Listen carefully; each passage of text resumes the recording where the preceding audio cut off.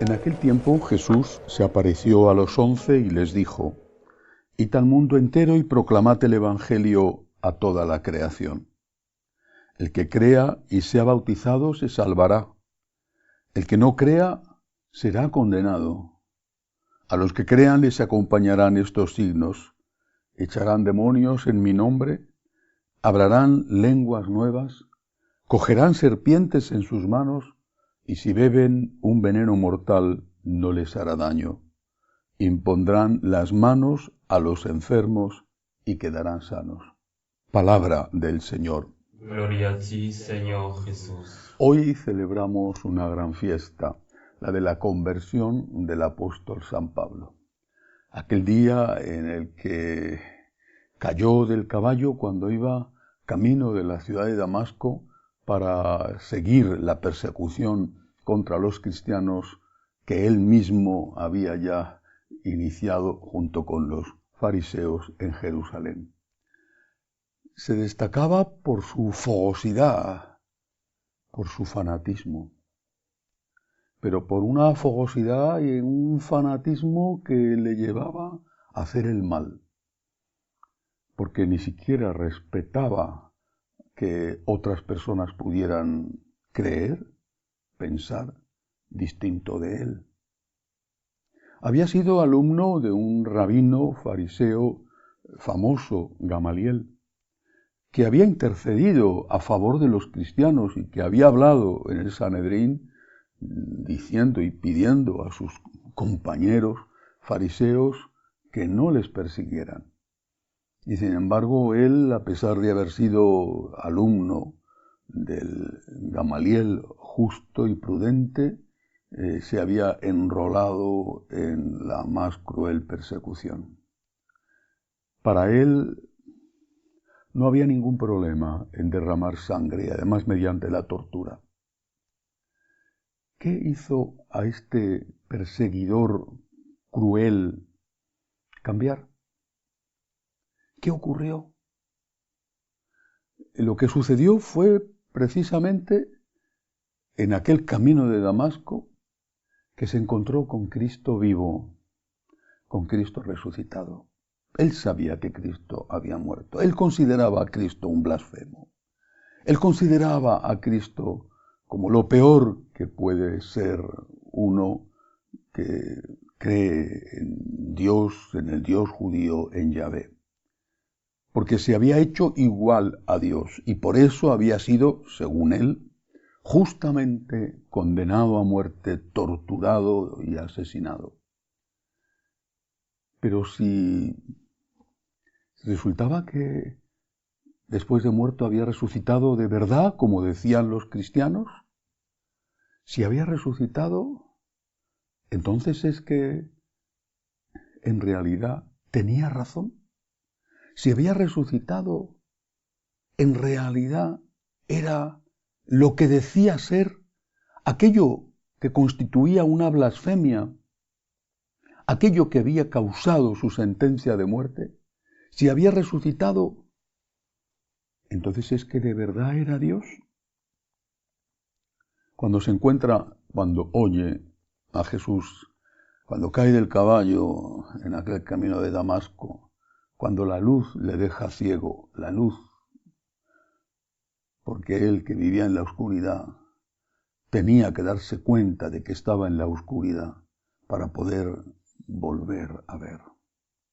Entonces es cuando él se convence de que si Cristo está vivo es que todo es verdad, que todo lo que dicen los cristianos era verdad, que él estaba equivocado, que su celo, su terrible crueldad, porque no le importaba matar a hombres, mujeres, niños, que todo eso era contra Dios.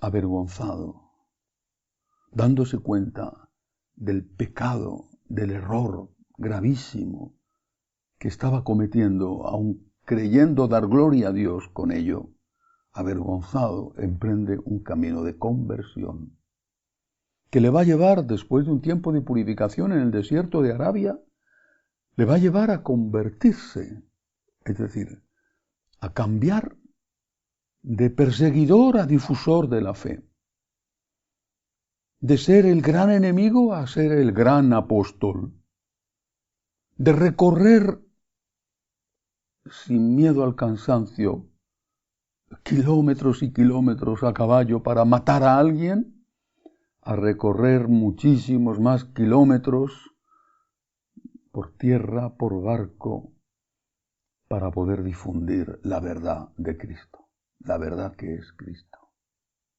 Eso es una conversión, un cambio. Y esa conversión tiene lugar porque se ha encontrado con Cristo, y con Cristo vivo, con Cristo resucitado, con Cristo que le habla en el camino de Damasco, que le dice: soy yo a quien tú persigues, está vivo. ¿Cuál es, por lo tanto, el centro, la clave de todo el mensaje de San Pablo? Lo expresa en una de sus cartas diciendo: Cristo ha resucitado. Si Cristo no ha resucitado, añade, somos los más desgraciados de los hombres, pero Cristo ha resucitado. Y en otro texto dice: sé de quién me he fiado. Cristo ha resucitado. Y esta tiene que ser nuestra conversión también.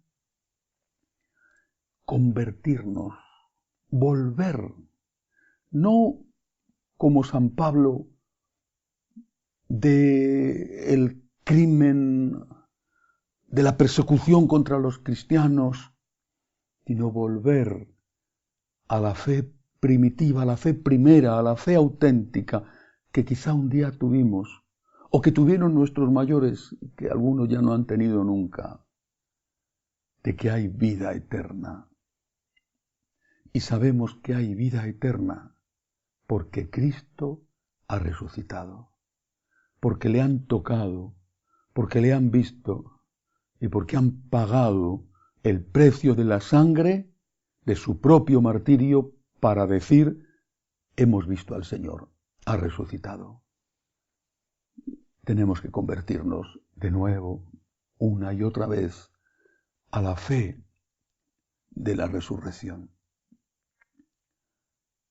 A la fe que nos dice y nos enseña que hay vida eterna, que Cristo es Dios, que nos ha abierto las puertas del cielo y que vamos a entrar en el cielo donde nos están esperando si morimos en gracia de Dios, si vivimos en gracia de Dios.